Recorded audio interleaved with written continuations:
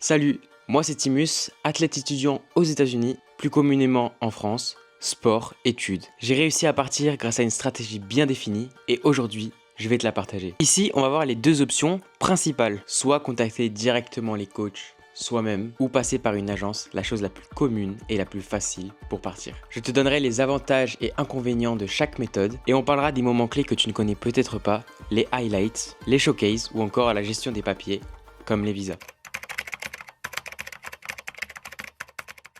La première option et la moins commune consiste à partir seul. Donc dit comme ça, c'est plutôt simple, mais si on ne connaît pas assez, on ne peut pas trop le réaliser. Alors il faut contacter les coachs tout seul, réaliser un mail tout seul et donc forcément créer une liste de contacts que si on n'a pas, c'est assez compliqué. Maintenant, l'une des solutions, c'est d'aller sur internet, chercher ce qu'on appelle les rosters et dessus, on trouvera en général le nom des coachs et les contacts. Ce mail forcément sera constructif et forcément je ne sais pas si les coachs seront plus intéressés par un profil de quelqu'un qui n'est pas passé par une agence lorsqu'il est international.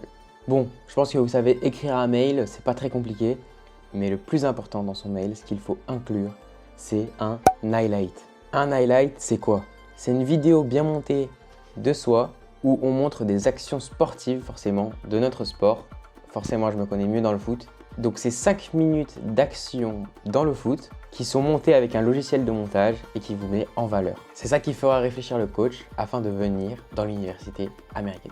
Et forcément, la troisième étape, si le coach vous accepte, il y aura la gestion des papiers qui sera forcément plus compliquée sans agence. Forcément, il faut le visa, il faut partir à l'ambassade en France. Donc c'est possible, mais c'est beaucoup plus compliqué. Bon, forcément, je mets en avant les agences. Leur accompagnement sera beaucoup mieux. L'agence, forcément, aidera à rechercher des universités. Les showcases, c'est ce qu'on va voir juste après. Et aussi, quelque chose de difficile, la gestion administrative. Forcément, une agence, c'est un coût, c'est des frais. Mais grâce à ça, elles te font gagner un temps fou. Elles gèrent les détails complexes et te trouvent sûrement des meilleures universités que si tu pars tout seul. Et puis, il y a un avantage aussi à être dans une agence comparé à partir tout seul.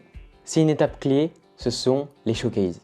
Je suppose que ceux qui regardent la vidéo ne sont pas tous en club pro et donc n'ont pas tout leur entraînement ou tous leurs matchs filmés. Alors soit vous faites comme moi et votre père filme tous les matchs mais la qualité ne sera pas forcément très bien, ce ne sera pas une caméra vue du haut, non ce sera juste un téléphone. Soit vous avez de la chance et tous vos matchs sont filmés et donc après vous pouvez faire le montage, forcément ce sera tout seul. Et puis dans les deux cas, même si vos matchs sont filmés ou quelqu'un vous filme les matchs, même si ce n'est pas une très bonne qualité, c'est toujours bien d'assister à un showcase. À un showcase, généralement, vous allez avoir des coachs américains et le plus important, vous allez faire des matchs filmés avec des bonnes caméras des deux côtés du terrain. Normalement, avec mon agence Scholarbook, quelqu'un vous montre les meilleures actions du showcase et en plus de ça, c'est moins de stress. Il y a un accès directement à des coachs, donc des discussions. Et ce showcase vous mène à la même chose que ce que j'ai parlé dans l'étape 1, c'est l'highlight. Dans l'étape 1, c'était à vous de monter l'highlight ou de payer quelqu'un pour faire ce montage. Dans l'étape 2, c'est quelqu'un dans l'agence qui s'occupe de ça. Vous n'avez rien à faire à part envoyer les actions. Et donc, vous avez des actions en club et en showcase. Et forcément, ils sont spécialisés, donc ils ont l'habitude. Ils savent ce qu'il faut mettre, ils savent ce qu'il faut mettre au début et à la fin. Alors que même si vous payez un monteur qui n'est pas spécialisé dans le football, je ne suis pas sûr qu'il soit un expert dans le football tout le temps. Après tout ça, quand vous allez trouver l'université, forcément, l'agence s'occupera de vos papiers. Que ce soit le visa, elle prendra rendez-vous pour vous. Elle vous aidera dans plein de choses. Elle vous guidera, chose que forcément tout seul, ce sera plus compliqué, il faudra se renseigner. Bon, dans les deux cas, vous allez sûrement avoir des réponses, des coachs et donc des discussions. Souvent, les universités vont forcément vous demander d'avoir au minimum le bac et donc de traduire vos notes. Forcément, en passant par une agence, vous n'allez rien payer. En allant tout seul, il faudra traduire soi-même les diplômes. Donc quand vous avez la discussion avec un coach, être accompagné d'une agence, c'est toujours plus simple. Et après, forcément, vous allez commencer les discussions avec les coachs, toujours poser des questions, voir le niveau de la bourse sportive. Mais généralement, quand vous arrivez à ce stade-là, on vous offre une bourse. Attention, ça ne veut pas dire que la première année, ce sera une bourse complète. Mais en général, les années suivantes, quand vous arrivez à vous imposer, là, votre bourse, elle devient quasiment complète, voire complète. Maintenant que vous avez fini de parler à votre coach, que vous avez enfin accepté, il ne reste plus que les papiers. Et encore une fois, être tout seul, c'est possible, mais c'est plus compliqué. Si tu passes par une agence, ils géreront ton visa, ils prendront rendez-vous et il faudra que tu ailles à l'ambassade américaine à Paris.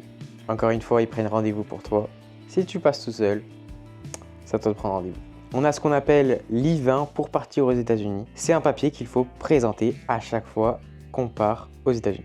Et puis après tout ça, c'est le grand départ.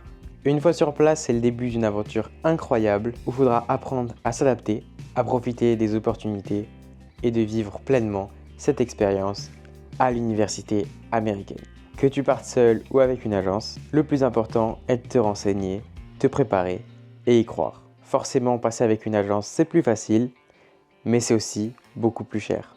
Dis-moi en commentaire quelle option semble la meilleure pour toi.